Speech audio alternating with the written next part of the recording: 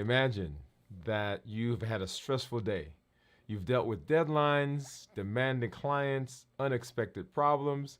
You walk through the door at home, exhausted, and immediately a family member makes some offhand comment or asks you to do something that rubs you just a little bit the wrong way. Your heart races, your pulse goes up, your breathing increases, you start to sweat, your hands get clammy, and without even thinking, you snap back at them. Does that sound familiar?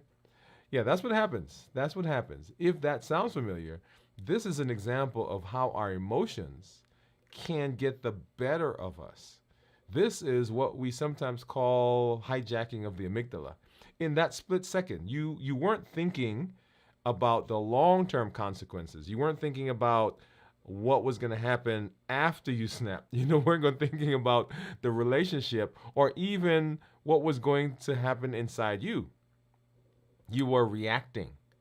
You were reacting without pausing, without processing, and without picking a healthy response. Hey, if you're new to me, I'm Dr. Dwain Woode. That's what we're talking about today. That's Wood with an E. The E stands for endocrinology. Here on the channel, I educate, I empower, and I encourage you to take charge of your health and your life, avoid complications, and go to the next level. And in this year, new you, I'm talking to adults with type 2 diabetes who want to reverse their diabetes, who want to put their diabetes in remission, get off of diabetes medications, and improve their metabolic health. If you're new to me as well, go ahead and put new in the comments because we'd love to welcome you with a hand clap and some music. And let you know that I'm happy to be here with you, happy that you are here. If you have questions, go ahead and put those in the chat, in the comments as well. Hey. So we're talking about reversing diabetes.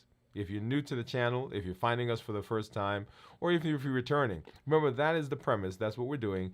And we have been walking through over the last several weeks the model called the C.O.P.E, C-O-P-E. Clarify, observe, process, or pause, process and pick, and then execute. And so we are on component number 3, and that is the pause.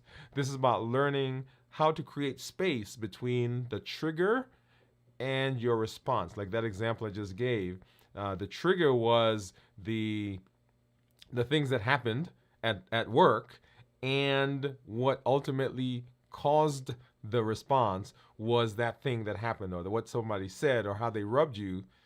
But it's about creating space between the thing that happened, the emotion that occurred, and the response that you have. And so that's what we're going to be talking about today, because that has significant implications on how we process and how we end up dealing with our metabolism. Because as you know, a huge part of what we do is we buffer by eating. And so we're going to talk about that here as we get into the show. Hey, welcome. You guys know how we do. I've got some monitors that we're going to be looking at over here in just a minute, off to the side. Let's see. There we are. Got some monitors here. I've got my report they're going to be taking a look at right here, and that is my Dexcom Clarity report that we'll take a look to see what my blood sugars have been doing. I'm glad that you were here with me over the last several, roughly about a week. We've been off traveling, and you may have caught one of our streams, how to stay consistent while you were traveling.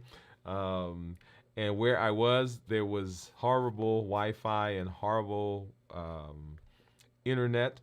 But I wanted to make sure that there was something that you guys had. So we continued, we recorded a few things, and then of course we had our video from the vault, and then this week in review. So hope you guys enjoyed that and are back in the saddle tonight to hang out with you. And I already see some of our community members that are out there.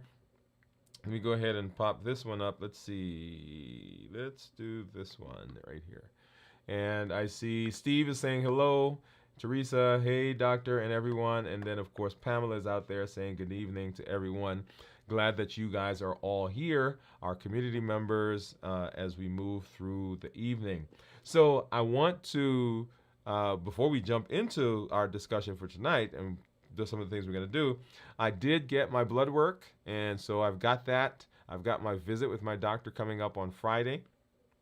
And so we're going to come back and do and actually kind of review that with you guys at some point. So I did get it. Yay. I'm excited.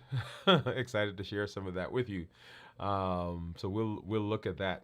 If you are out there and you're watching, I want you to be sure that you join us for our community meetup, which is going to be happening. And I told you guys that we were changing the date for that because we have something else that's going on. We usually do that on the fourth Thursday of the month, and what we'll do is the fourth Thursday is actually the 24th, and now that I'm thinking about it, we may end up doing that this week. Okay, let me double check my calendar because I'm looking at the calendar. I thought I had scheduled that for the 31st, but yeah, I'm seeing something on my calendar right now. But we'll come back. We'll let you know when that's going to be, and we will do that. In fact, what I may end up doing is maybe going through my blood work in the community meetup. So if you come, if you're there, you get a chance to kind of see that. But let's go ahead and look at some of my blood sugars, look at my monitors, and then hop into our discussion for tonight. I do see another community member that's out there. So Grace, hey Grace, glad that you're here. She said, made it. Good evening, everyone. Glad that you are with us. So let's hop over and let's take a look at blood sugars.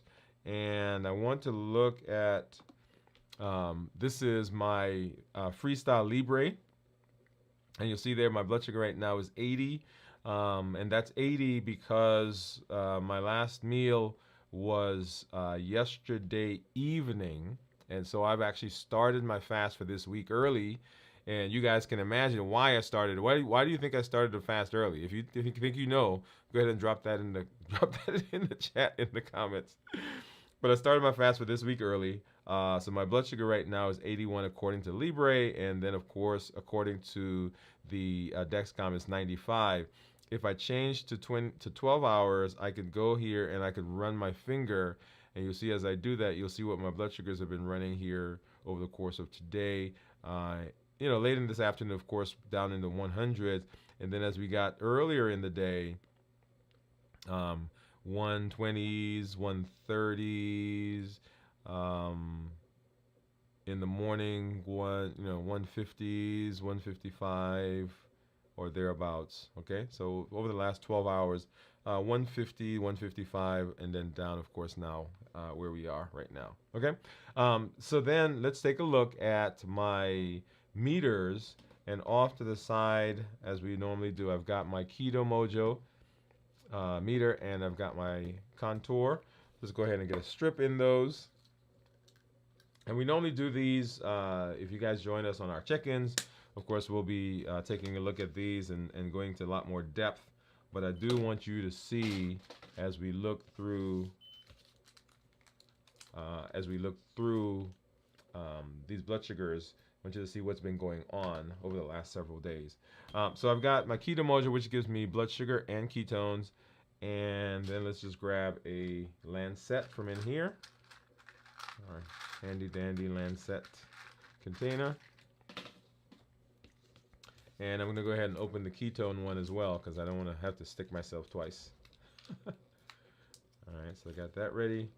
And then this is just a Lancet that's in here. So I turn the top off. And there's, you probably can, let me see if you can see the little needle. And I don't usually use the lancing device. I just take it and I just find a finger and I poke it.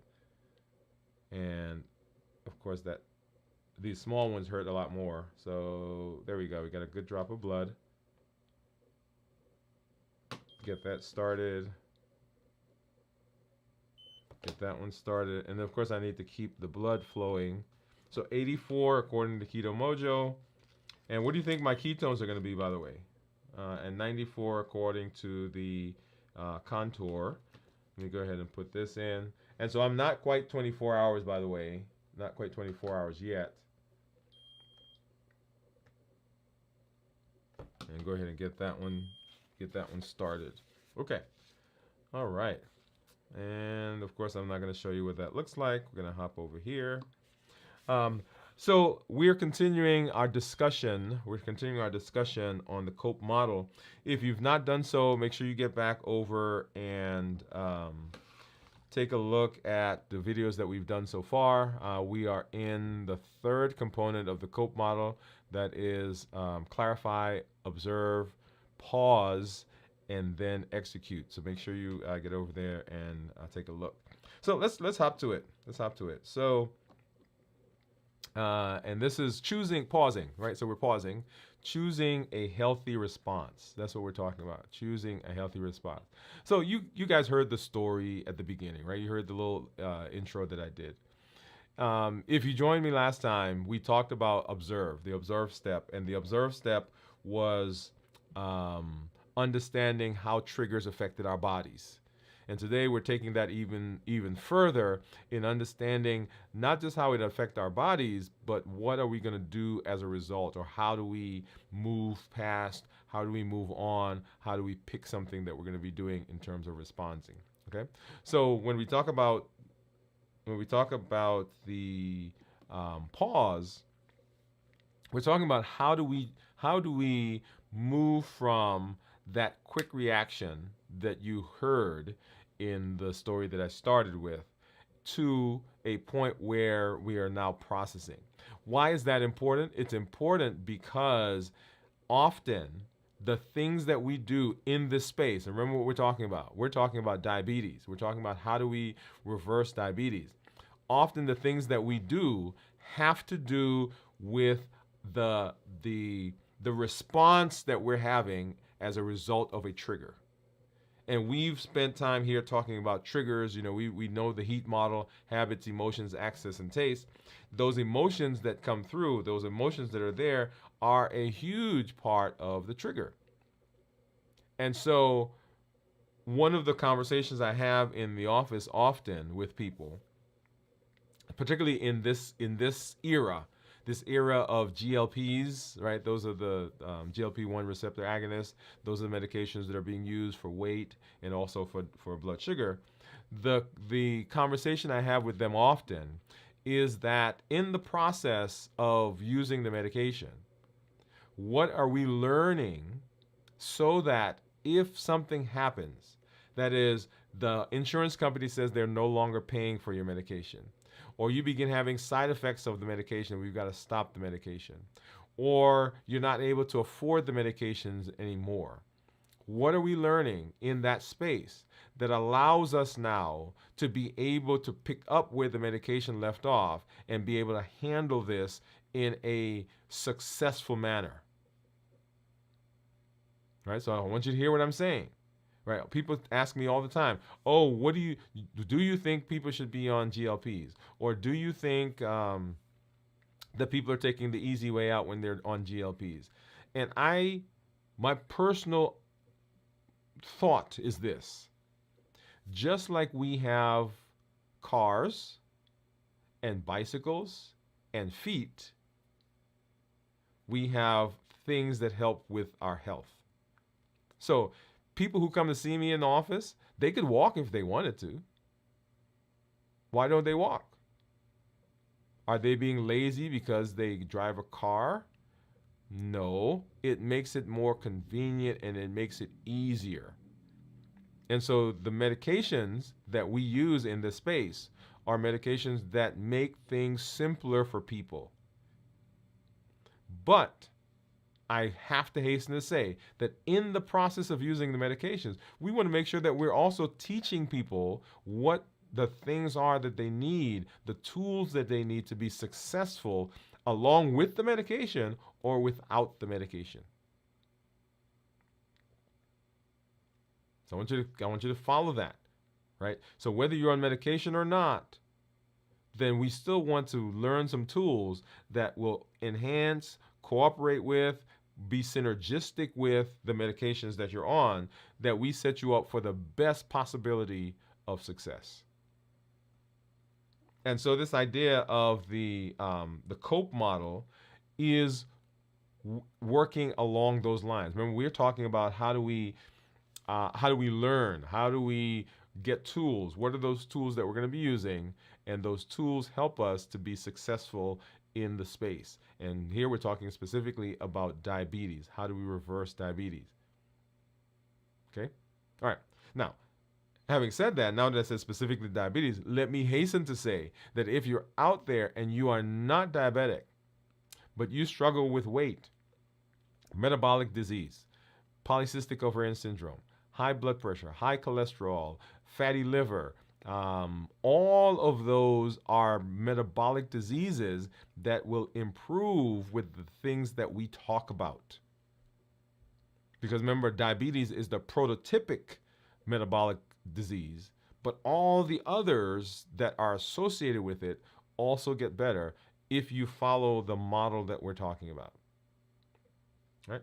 So we're talking about the C.O.P.E model. So we're pausing, we're processing, and we are picking, right? So pause, process, and pick. Choosing a healthy response using the C.O.P.E model. That's what we're dealing with. That's where we're heading. Okay. So let's talk a little bit about the science behind emotional overload. So the amygdala is a part of the brain that is the emotional center. It is responsible for processing fear, anger, and other intense emotions. It's kind of like seeing that tiger, right? So you're walking down the street or you're out somewhere and you see the tiger, and immediately the amygdala says, hey, I got to run, right? That's what it wants to do.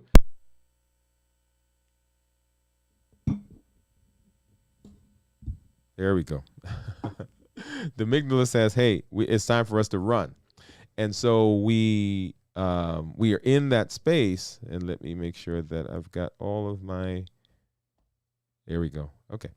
So the amygdala says, "Hey, we're gonna run because we need to get out of here. We see the tiger there, and we don't want to become tiger food." Okay, you guys got that? So that's the amygdala's job. Its job is to keep you safe. Its job is to protect you, and so it responds when it sees that tiger by saying, boom, let's go. Now, there is another part of the brain that has to sometimes take over. But the amygdala, that's the part of the brain that says, hey, we're doing this. Let's start running because we see that. When we're triggered by emotions, the amygdala sees those emotions just like a threat in real life. And when I say real life, I mean an actual physical threat. So when someone is mean to you, when someone yells at you, when you feel anxious, when you feel that anxiety that comes from public speaking, when you feel anxiety from going to see your doctor, when you feel anxiety over that conversation you had with your spouse or your brother or sister or mom or dad, those emotions show up and the amygdala sees them and it reacts to them just like it would react if you saw the tiger. And when the amygdala is activated, then it can short circuit some other parts. The prefrontal cortex, on the other hand, is the reasoning part of the brain. It's the thing that modulates everything else. This is responsible for logical thinking and decision making. But the amygdala, when it starts working, it can actually hijack the whole process. And this is called amygdala hijack or hijacking the amygdala. Okay. So let's go back to the idea of the tiger. So you see the tiger and the amygdala says, hey, we're going to run. Right. So we're getting ready to run. But the prefrontal cortex comes all along and says, hey, yeah, we can run. But remember that tiger is in a zoo. Notice what happened. The situation didn't change. The amygdala still saw the tiger, but the prefrontal cortex gave context. And so the context was, even though that tiger normally we would be running from it, we don't have to run because that tiger is in the zoo. Does that make sense? Right? So that's the amygdala and the prefrontal cortex. So why is emotional hijacking? Why is this harmful? Why can it be harmful? Well, for one, it's an instant reaction. We react based on emotions rather than rational thought. In that case, with the tiger, we're running down the street where we go to the zoo and we took off running down the street only to realize, hey, we've wasted this energy. We didn't have to run. Now, people have got excited. If you're with your family, the family is going crazy, right? So that instant reaction, that instant response is what comes out when the amygdala is hijacked. The other reason why hijacking is harmful is because we lose control, right? Because we can't consider the long-term consequences. Have you ever heard people say, well, I just gave him a piece of my mind? Yeah. And that usually means they just said what they wanted without thinking of the consequences. And there are immediate consequences and there are long-term consequences to all the things that we do. And when we react instead of responding, when we react out of the moment, then that has ramifications down the road. Now, remember that, and here's a big idea, a big thought. Just because you believe it to be so doesn't mean that it is so. And this goes back to what I talked about before. I said we all have emotions, and the emotions that we have are valid. No one can tell you that you should not have a particular emotion, right? Because your response to me is your response to me. Your response to that situation is your response to that situation. No one can take that away. No one can say you should not. So your reaction is your reaction. But just because you reacted that way doesn't mean that what you are reacting to is real. The fact that you think he doesn't like you doesn't mean that he doesn't like you. The fact that you thought that what your boss said to you was a criticism, right, a personal criticism, doesn't mean it was. Or the fact that you think that the boss doesn't like your report, or you can't succeed, or you're never going to pass that exam, or you're never going to lose weight, or your blood sugars will never get better, that does not mean that that's reality. And so when we are in the space where our amygdala is hijacked, the harmful part of that is that we lose control and we begin thinking in a way and responding and behaving in a way that is not true. Also, it damages relationships, like you saw when we talked about there at the top of the show, right? So you are in the process of damaging that relationship because of your response, emotional outbursts, impulsive actions. They can harm both professional and personal relationships because people now begin to see you and react to you in a different way. And then, of course, there are health impacts or health implications. So stress-related behaviors like emotional eating can impact both mental and physical health. So down the road, the response that you had here and the response that you're developing and the way you have of dealing with things now have implications down the road. Because if every time you get stressed, you eat, every time you get stressed, you go out and you get ice cream, every time you get stressed, you stay up late, every time you get stressed, you get into alcohol or use some substance, down the road, guess what? That's going to have some implications. And so the reason that we are dealing with the C.O.P.E model, specifically in this space, is it is a way to begin dealing with the things that go on in our lives, those emotions, those triggers, so that we can have another tool as we work on reversing our diabetes, right? So why are they harmful? So what we want to do is we want to build a path. So the C.O.P.E model helps us break the cycle of emotional hijacking with steps that allow the prefrontal cortex to regain control. Right? So that's what we want to happen. We want the guy who thinks, the part of the brain that's thinking, we want it to take over, and we want it to regulate what we do. And we want to be able to do that. Once again, in this space, we're talking about diabetes. We want help to do what we need to do without resorting to buffering behaviors like food. All right. So why is pausing? Why is so the goal? So you got that, right? So that's the goal of the C.O.P.E model. So why is pausing so important? Well, pausing is important because it creates space between the trigger and your response. Sometimes they happen in so close proximity to each other that we believe that the trigger and our response and us are the same thing. Right? We believe that emotion is us. Well, that's just who I am. That thing caused me to just, what do they say? Just reveal myself. Well, no, the response that you have is different from the emotion that you have, which is different from the trigger. And so what happens when we pause is we're creating space between us and the trigger. It allows the prefrontal cortex to re-engage.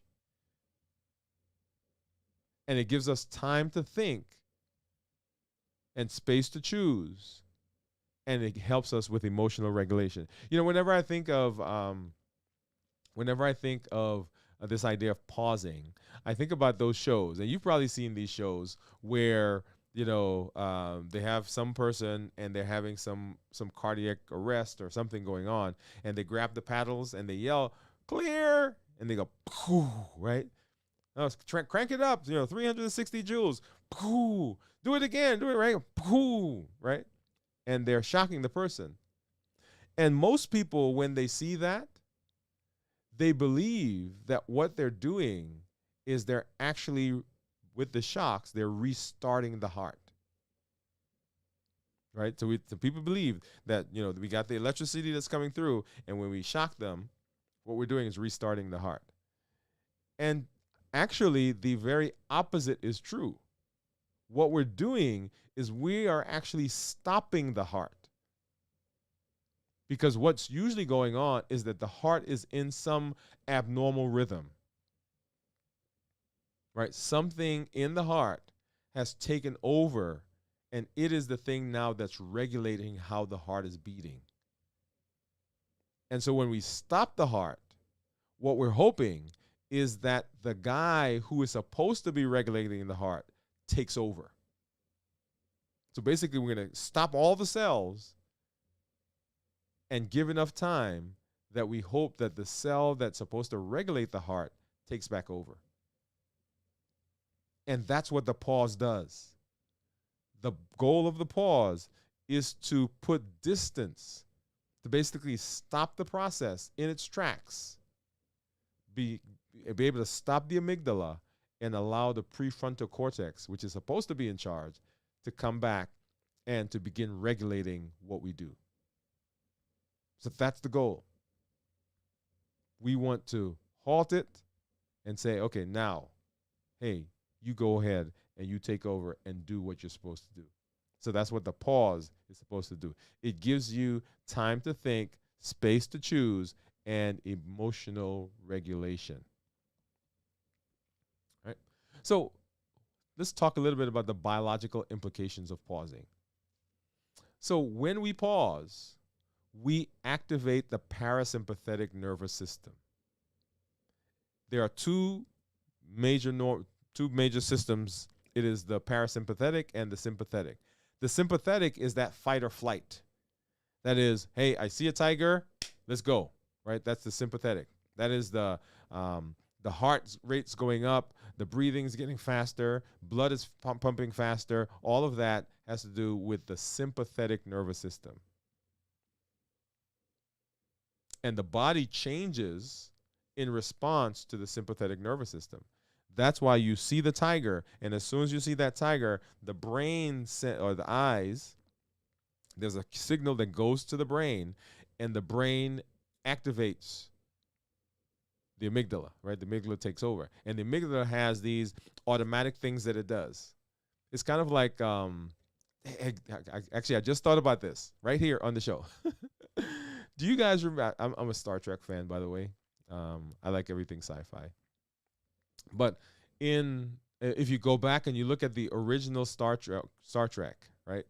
They have these red alerts, right? Or if you listen to them, everybody talks about red alerts. But the red alert came from somewhere.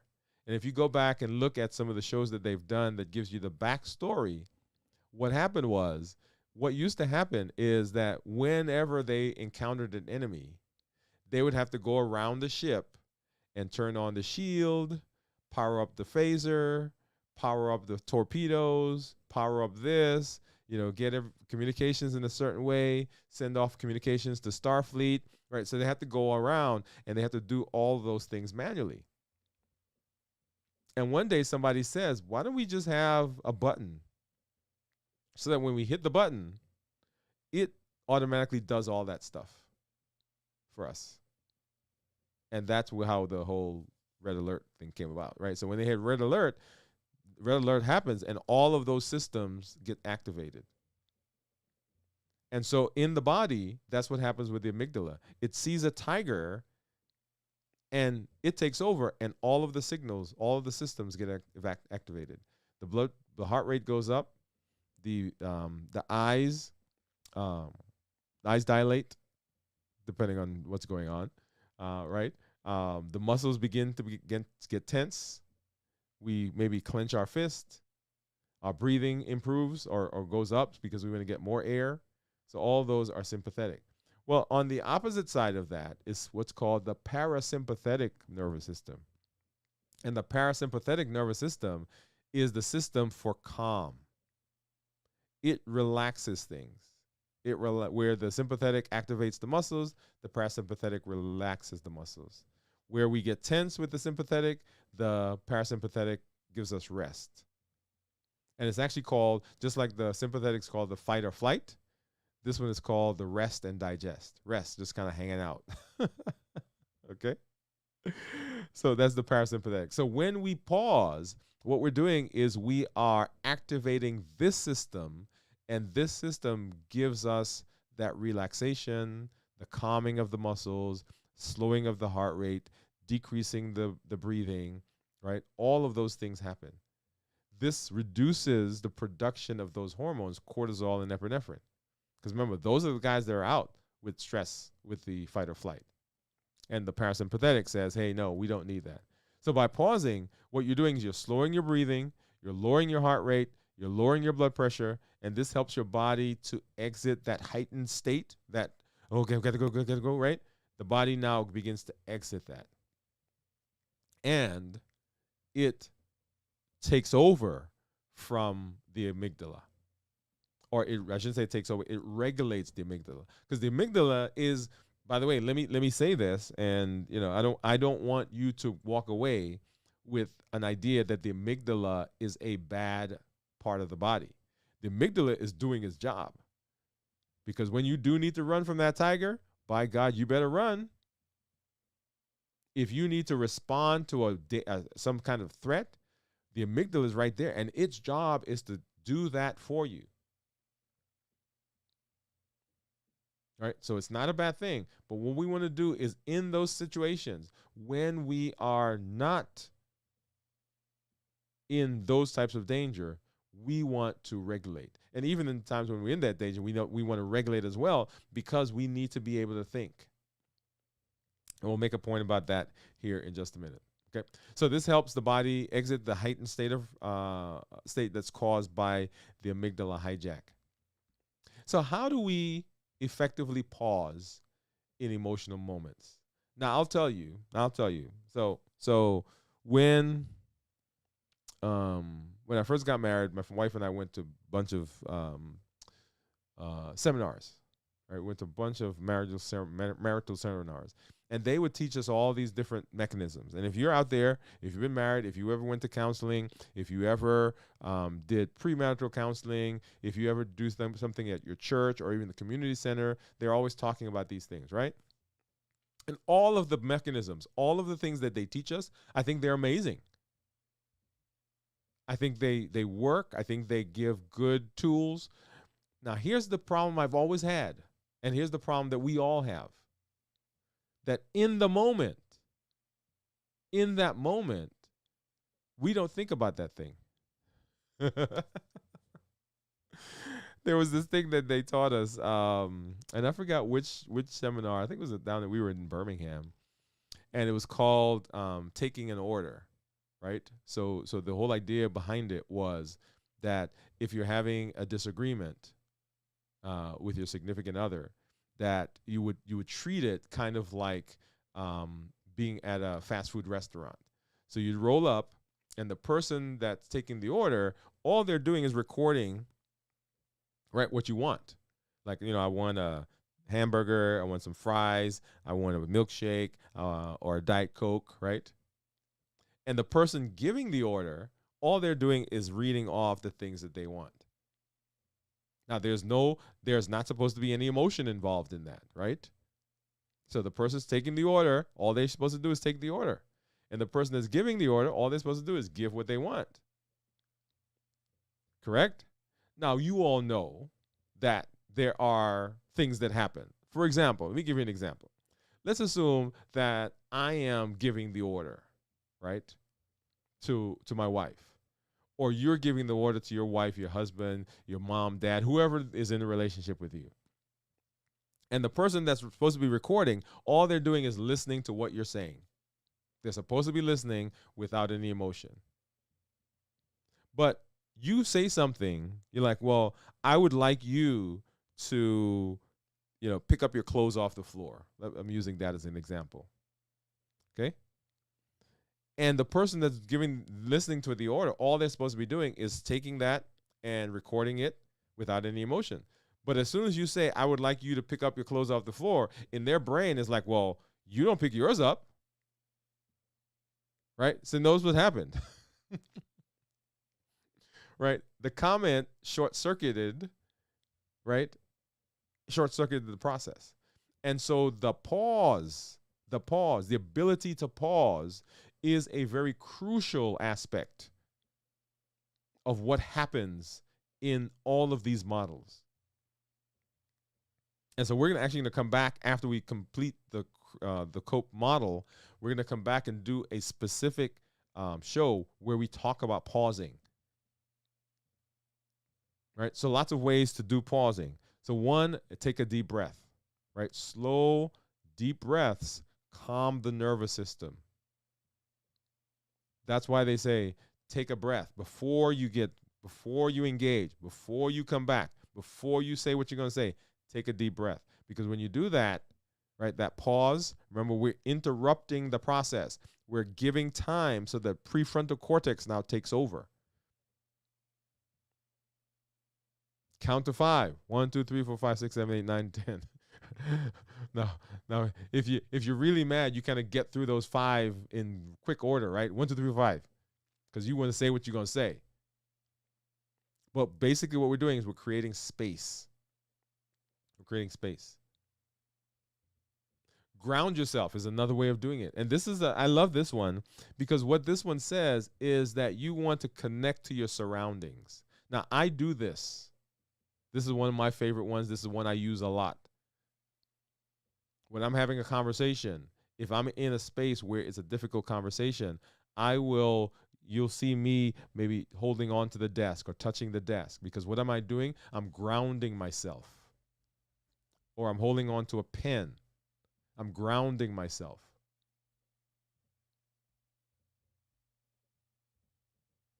Right? Anyway, you guys get the idea. Because there's a physical thing now.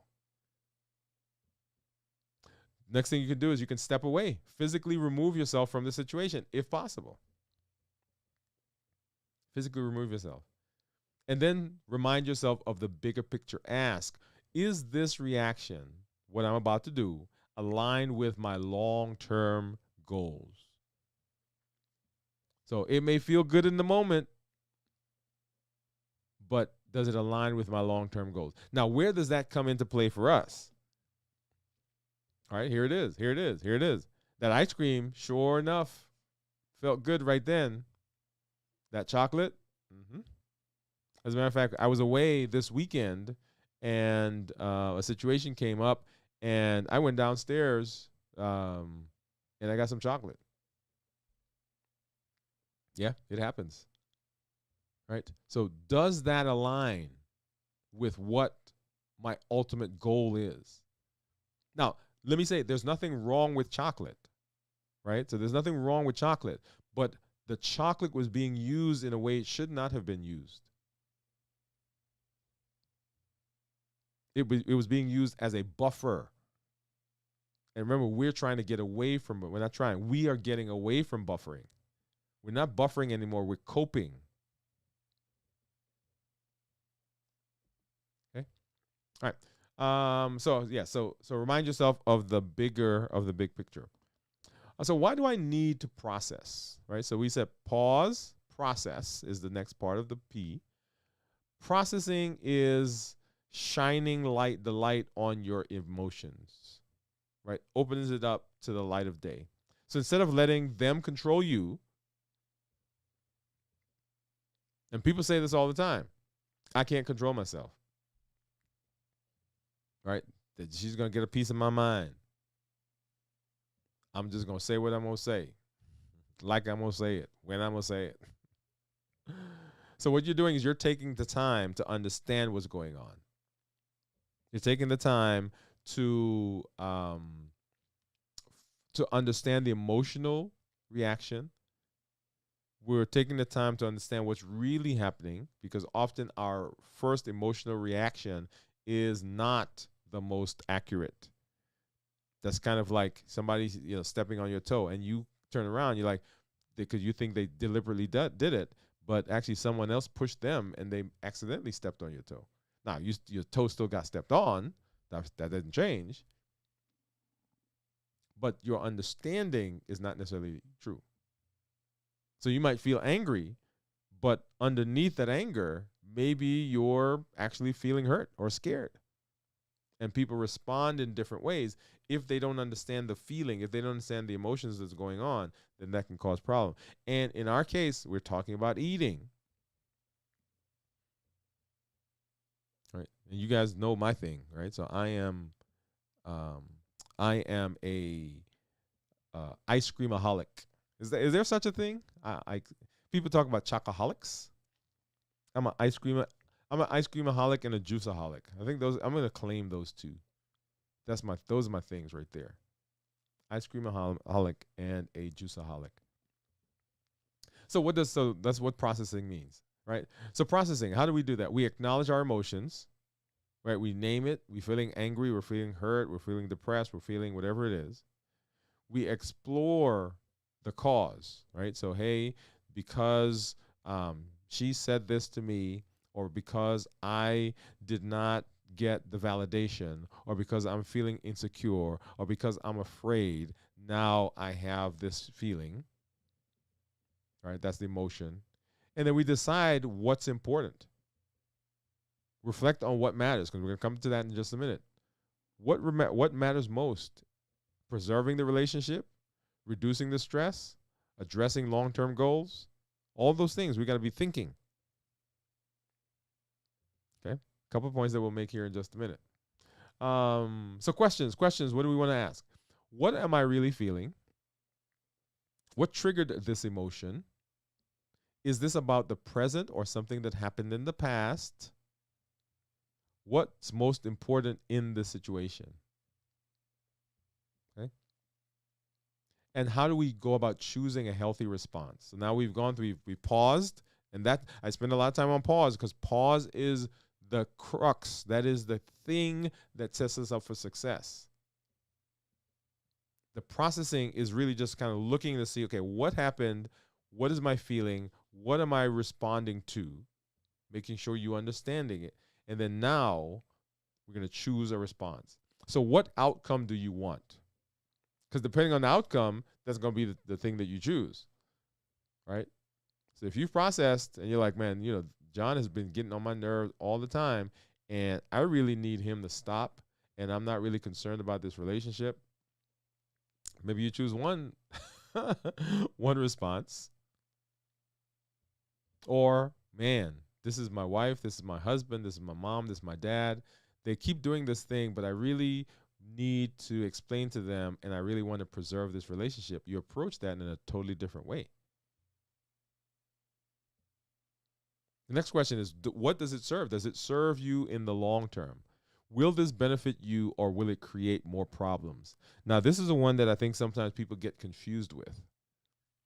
This is not an avoidance, because often we have that thought in our head.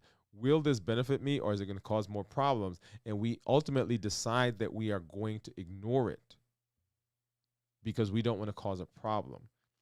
That's not what we're saying here. What we're saying is you are choosing a method, a way to respond that ultimately is going to lead to an improvement in the long term. It may not lead to an improvement in the short term. So when you feel like you want to have that ice cream in the short term, and I keep taking ice cream because that's my thing, right? So you got some other stuff, drop it in the comments. What's your thing? I know somebody's out there with chocolate. Actually, I see somebody out there with nuts. Right. So what's your thing? Drop it in the comments.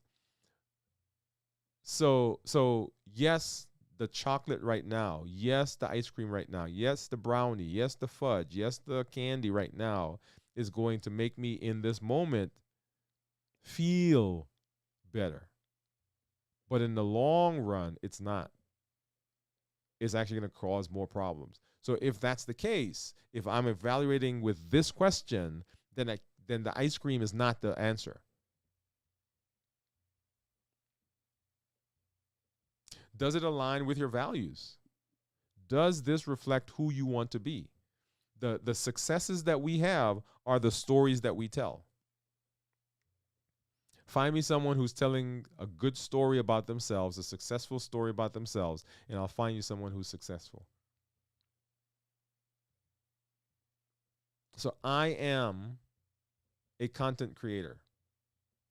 I am an endocrinologist. I am in the process of reversing my diabetes. I am improving my metabolic health. I am someone who eats ice cream when I choose to eat ice cream, not as a buffering behavior. I eat it for enjoyment. So the things that we tell ourselves, the stories that we tell ourselves, dictate what happens. So does this reflect who you want to be? So what coping mechanism can you use? And we're going to come back. It says from your toolbox, right? So what are the coping mechanisms? Go for a walk. Go for a jog. Call a friend and go talk with them. Do some meditation. Do yoga. Right? And there's a whole list that we'll kind of go through. But something from your bag, something from your toolbox is what you're going to pull out to deal with that situation. So because you got upset at work, or because something happens to you at work and you walk home and somebody says something to you, in that moment you're going to pause. Okay. I'm pausing. I'm breathing. I'm stepping back, taking a step back. Okay, what's going on? Why am I so upset at her? Why am I so upset at him? Oh, that's because John, my boss, today really chewed me out for doing this thing. And I'm feeling right now angry, and I'm feeling frustrated, and I couldn't take it out on John, so now it's coming out here. Now, all of this is going on in your mind at the time. Now, we'll talk about the sequence of all this in another show, but you get the idea. That's what's going on in that moment. And I choose to say, honey, can you give me a minute? I'll be right back. I just need to decompress for a little bit. And I get out and I go walking around the block or jogging or whatever I'm going to do. I'll call a friend. So I choose that thing, and now I come back. So I didn't yell at them, And I didn't, on the way out of the garage, grab the ice cream. And then the other thing is it balanced? Is the response balanced? So we want to avoid extremes. We don't want to ignore it, and we don't want to overreact. Either of those is wrong. I should say wrong. It's an inappropriate way of managing. We don't want to do these extremes. Because if you ignore it, guess what? Then in that moment, things may seem better. There's no big blow up. You don't eat ice cream, whatever that thing happened. But tonight, sometime, when those emotions start to get to you, when you feel like you have not been heard, when you feel like, oh, this is unfair, when you feel like I always have to give in. I always am the one who is trying to improve the relationship. I'm always the one at work who's picking up the extra job or the extra work when other people are slacking. I'm always the one. I can't get ahead. I can't be successful. My weight is not going the way I want it to go. My blood sugars are not improving like I thought they were going to improve. I didn't get off the medication. My blood pressure is still high. My cholesterol is still high when I went to the doctor. Whatever the thing is, if you ignore it in that moment, those emotions, they have not gone away. They're coming out. So we don't want to ignore it. And then we don't want to be over the top in our response. So we want to choose an appropriate response for where we are heading. Okay? So let's run through. I want to talk a couple of scenarios. So scenarios from work. All right? So a colleague criticizes your work. Colleague criticizes your work. Number one, you're going to pause. Right? So take a deep breath. Don't respond right away. You're going to process, realize that you're feeling disrespected, but you want constructive feedback. And so what I'm going to do is I'm going to pick something that aligns with who I want to be, what I want to happen, and the eventuality of this situation. So I asked for clarification on the feedback that they gave instead of reacting defensively. When I paused, when I took that breath, I stopped the amygdala and allowed the prefrontal cortex to take over. You guys got that? Okay, here's another one. So a family situation, right? You have a disagreement with a family member, right? A conversation with a family member is getting heated. And so just like I said before, you pause and step away. Say, hey, excuse me, I need to step away for a minute. And I calm down. I process. I recognize that I feel unheard and disrespected, right? They weren't listening to me. We were talking, and they just kept trying to make their own point. And so that's what I'm feeling. I'm feeling unheard. And so what I'm going to pick is something that aligns with who I want to be, what result I want from this situation. Yeah, I'm going to say, hey, I need to tell you something. I need you to listen to me and express your feelings calmly instead of escalating the argument. And how about food? You know, we can't get away without food, right? So food after a stressful day. So you're hungry. You're not hungry, but you find yourself reaching for snacks after a tough day. You're grabbing it. And you take a deep breath, right? Because remember, we've already gone through the clarify. We've gone through the observe. Now we're in the pause process, and pick. Right? So take a deep breath, and you pause before eating it, and you realize that you're feeling stressed. You're feeling overwhelmed. You're actually not hungry. And so what you pick is, okay, what am I going to do that aligns with who I want to be, aligns with what the result is I want, and not use food as a buffering behavior. So I go for a walk, or I practice some grounding techniques to manage my stress. And we'll talk more about grounding techniques in another show. That is the idea of, okay. So things like there's one that says you find 5 things in the room that you're gonna look at. Okay, I see a chair, I see a window, I see a lamp, I see a telephone, I see a box, and I'm gonna listen for 5 sounds. Okay, I hear the computer going right now. I can hear my voice in the headphones. I can hear the air conditioning. Or if you're outside, maybe you hear a bird. I can hear my family talking outside the door, right? So you're grounding yourself to something physical, something that's here. And to choose the response that aligns with the long-term goals that I have. Yep. So that's what we do. That's what we do. What I want to say, a couple of points that I do want to make is that every component of the C.O.P.E model begins with pause. Let me say that again. Every component of the C.O.P.E model begins with a pause. It has to begin with a pause. Because what we have to do is we have to get the amygdala to give way to the prefrontal cortex.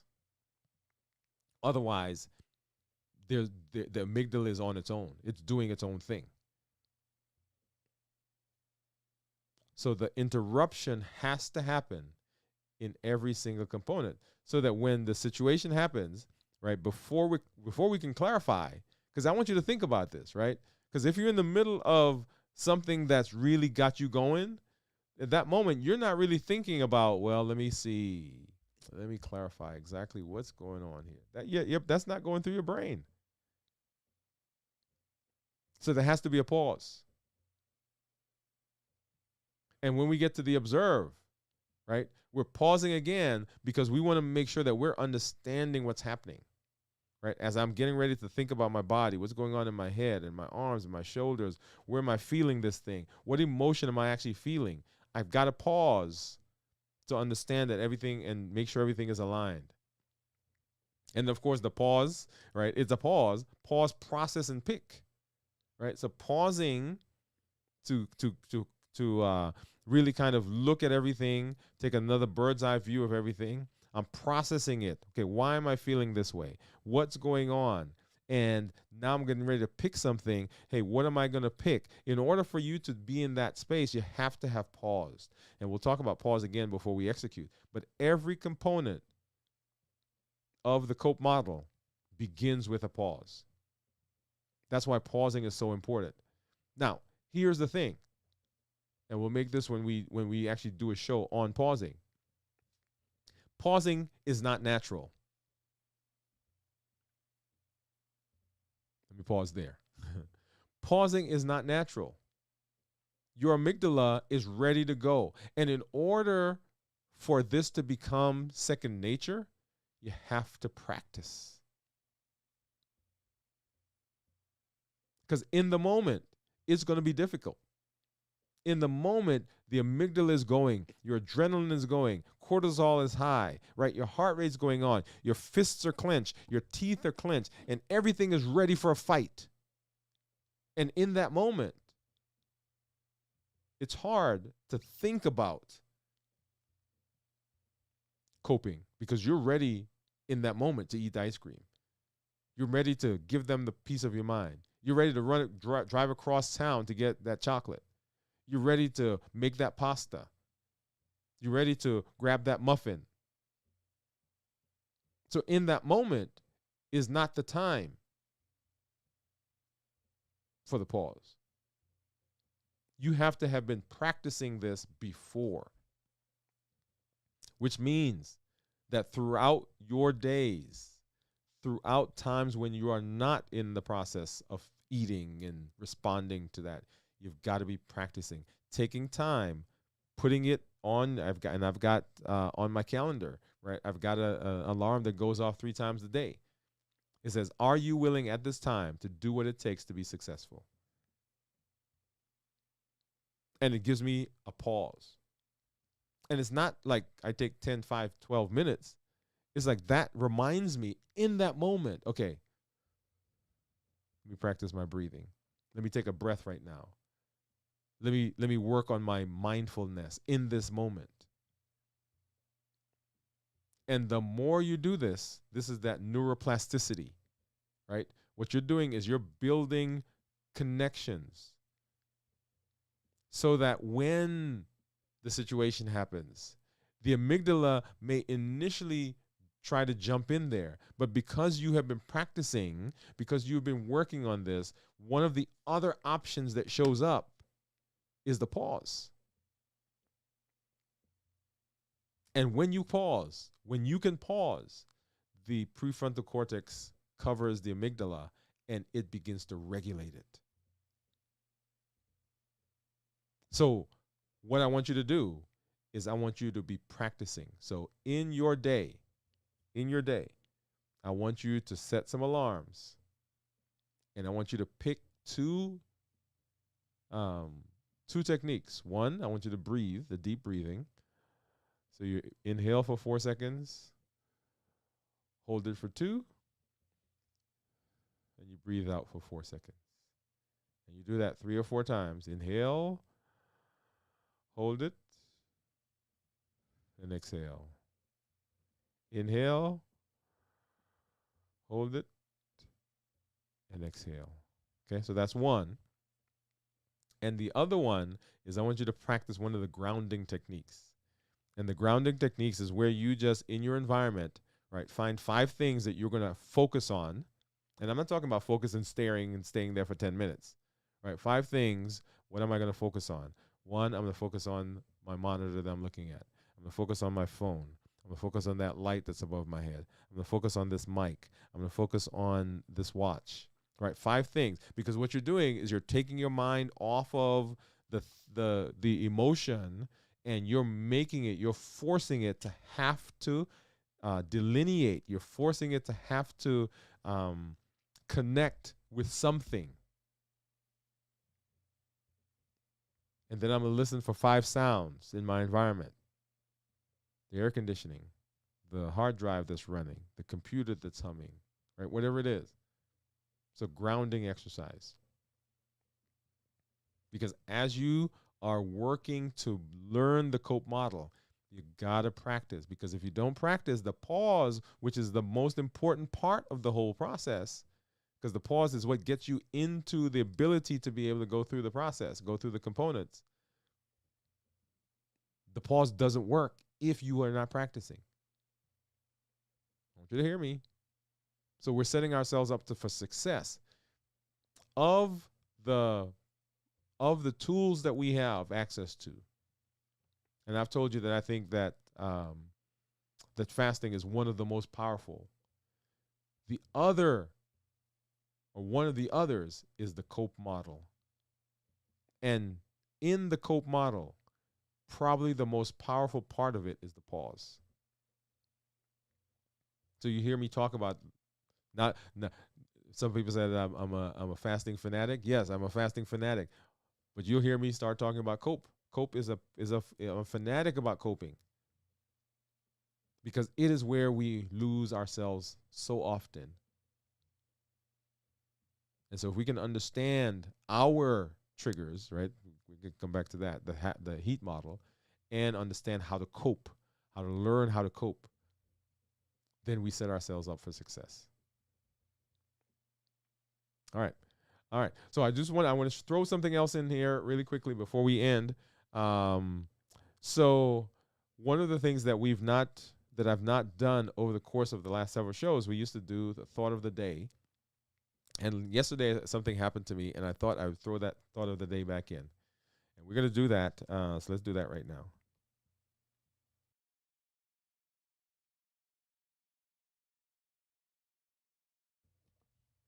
So yesterday I went to the grocery store and I got out of my car and I was walking into the store and had my phone with me and I looked at something and stuck it in my pocket and I'm walking and there's an empty parking spot and I'm walking across the parking spot to go to the store and a truck one of these big pickup, not one of the small pickup trucks, like a huge one, began pulling into the parking spot. And as I'm walking across it, right, the truck is coming to me and it's not stopping. And it got to the point where I literally was able to reach out.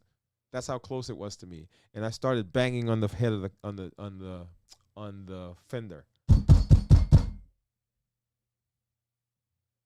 because it wasn't stopping. And I was upset and I walked around to talk to the driver. And there was a guy in there and he said to me, he said, "Man, I'm so sorry." He said, "I didn't see you." He said, "I turned the corner and the sun came into my eyes and I was pulling in. I didn't know anybody was there."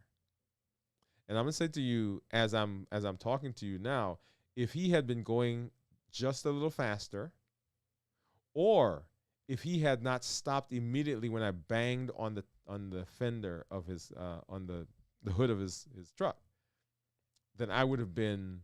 I'm not sure what would have happened because, like I said, it was a huge truck.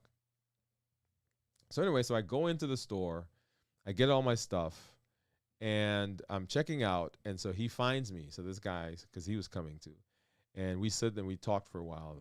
And he said, "Man, I'm so sorry that." And he said, this could have been a horrendous day for both of us. And I agreed. So anyway, so I went and I was checking out, and I was getting some stuff for my fast, right? So I was getting my zero sugar tea, and they had. I thought it was buy two get one free, right? That's what they do. Anyway, so I went back and I checked. I was checking the price because the guy at the cash register said, "No, that's not the one." So I went back, and when I came back, all my stuff was in the cart. And the cash register or cashier said, "Oh, this guy came up and he said that, he paid for all your stuff. And he said that he's so sorry that he almost hit you." Yeah. And so my thought for today is this. I went to the store, and when I walked into the store, because we had come back from our trip, we went to DC, and I was feeling a little down. I was out of sorts. My schedule had been thrown off. Went there, and like I said, I went, got that chocolate, that buffering. And so I was walking into the store, and my head was somewhere else. But this event reminded me about gratitude. So, of all the things that were going on, all the things that could have been going on, I was grateful that I was able to have those problems because I could have been hurt. I could have been injured. I could not have been here right now. And so often there are things that are going on, and I don't want to negate anything that's happening in your life right now. But what I want to encourage you is to find something to be grateful for. Because when we can be grateful in the space that we're in, then the buffering behaviors are not as pronounced.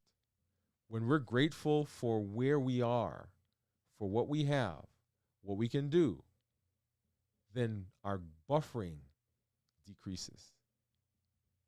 So I'm so excited that I get a chance to spend time with you, to get to hang out with you, and to be in this space because I'm grateful for what I have.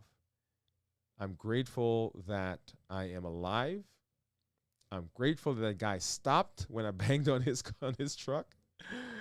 And I'm also grateful that he came in and we were able to talk and just have a conversation because I think it enriched his life, it enriched my life, and I'm sharing that with you right now, and I'm hoping that that experience enriches you because gratefulness is a key to our success. And that is our thought for today.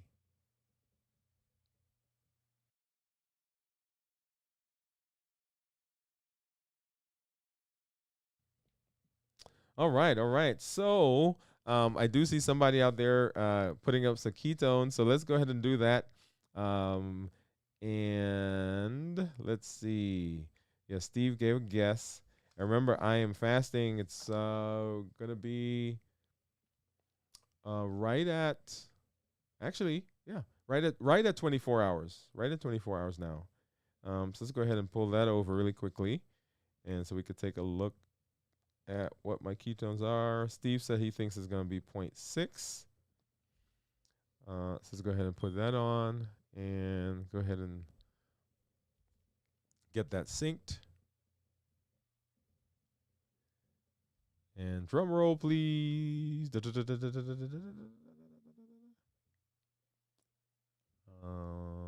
come on, come on.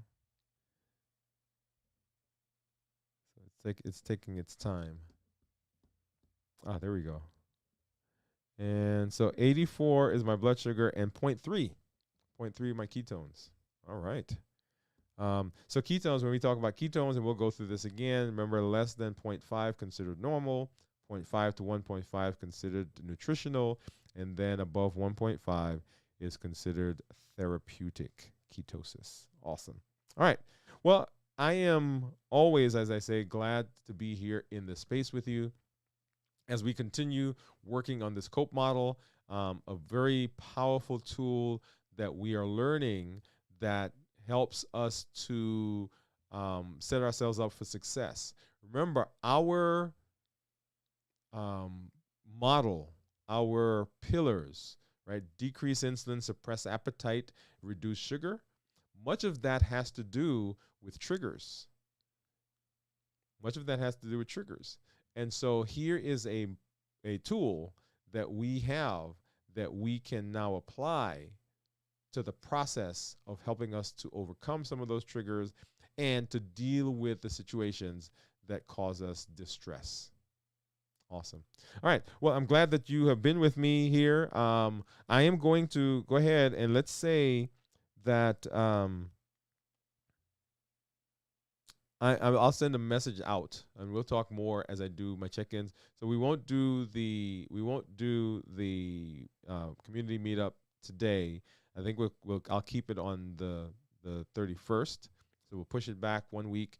Remember, we usually do it on the fourth Thursday. We're gonna push that back a little bit, and we'll do it later in the month, and we'll send that information out. But if you've not already done so, go ahead and sign up. It is the same link that we've been using, and I thought I had that here, and here it is. I'm going to put that in the chat. But it's the same link that we've been using. So go ahead and make sure that you sign up for that. There it is. Okay, yeah. All right. So thank you for being with me. Thank you for hanging out. Thank you for being in the space. Remember, this is Dr. Dwain Woode. That's Wood with an E. The E stands for endocrinology. Here on the channel, I educate, I empower, and I encourage you to take charge of your health in your life, avoid complications, and go to the next level in this year. New year, new you. We will see you later on in our check-ins. We'll see you on Saturday night for video from the vault, and then on Sunday morning for This Week in Review.